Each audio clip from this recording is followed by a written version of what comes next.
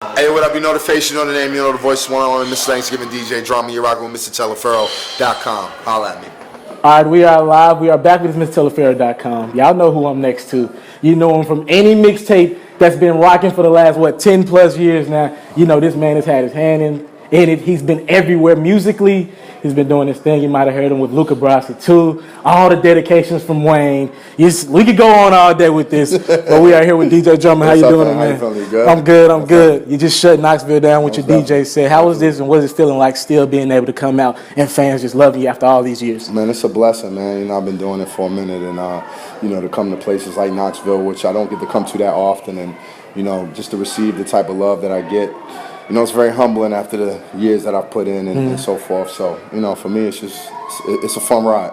Now, we're closing in on milestones. Those Trapper Dies are now, legendary mixtapes. I ain't going to make you feel old. But what's that like, people still rocking with those tapes, those classic tapes? It's crazy, man. Through the years, I've had people come up to me and tell me stories about, I'm the reason why they became a DJ, or just what Trapper Die meant to them, or that being the first mixtape they heard, or even we're coming on 10 years of a lot of those tapes, like from Trapper Die to Dedication to the Pharrell in My Mind tape, and for me, it's like sometimes I even take myself out of the equation and go back and listen. And the other day I was in the gym listening to Trapper Die, and the intro came on and I still got chills. So that's when it's something monumental. So. For me, it's all the things that I've done.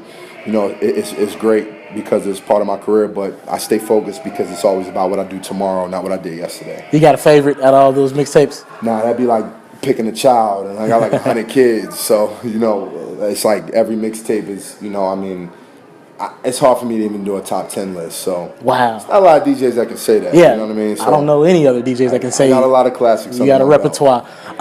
You've been teasing a lot of music through your Instagram and through other outlets. Right.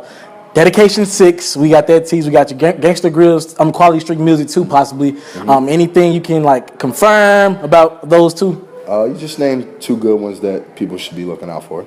That's all you gonna give me? Yeah, man, that's fair enough. You did it better than me. Revolt TV, you and Ciroc, is that coming soon? Yeah, be on the lookout for that. Just last week we did a big Ciroc Boys campaign, and all the DJs, the Ciroc DJs came in, and it was legendary. The round table was something special. Something that stuck out for me was Funk Flex and SNS telling a lot of old school stories. SNS is. I always give him a lot of praise because he's the reason why I became a mixtape DJ. He was the first mixtape that I heard. And Flex, when it comes to DJs, is one of the biggest brands ever in hip hop music. So just to be at the table and to hear them tell stories about old school DJs and old school New York clubs was it was monumental. And being a part of the Ciroc Boys, being a part of a brand that Diddy has turned into something that's internationally known, and one of the biggest brands in the world is, again, it's something humbling. T-Pain's The Iron Way that just dropped recently kind of had a lot of versatility going on that tape. He was all over the place just doing, had trap singles. He did some with Gotti, did some with Wayne. He was all over the place. What's that like, and him getting back into it and just giving us that music that we love from him? T-Pain is like one of the greatest of our generation, and it got to a point with him where, his style was so emulated that he started to get a lot of backlash. And I think, when I listened to T-Pain, T-Pain came and played me a lot of the music he had for the tape.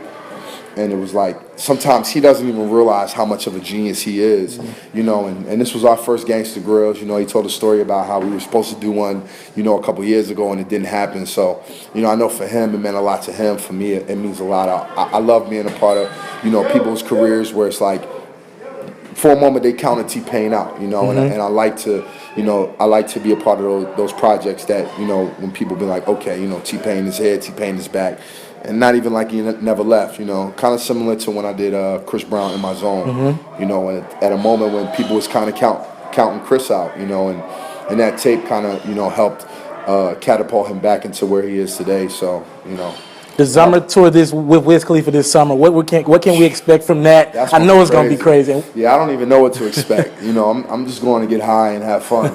So when you see me on stage, just make sure you got a glass of water for me, because it's not going to be a lot of water backstage. Me and Wiz went back on tour last year. Yeah. Crazy.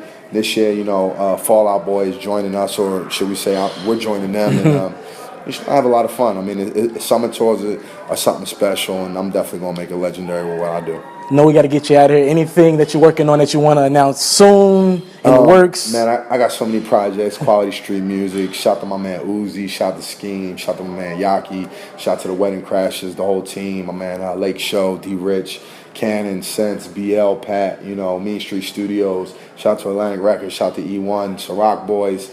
I wear so many hats, I don't even know where to go. I'm gonna just say it like this and like that. We go. Hey, I want to thank you for taking time out of your day to watch my interview, my performance, or maybe it was a feature story. Now, right now, you can either subscribe to my channel or you can watch other performances.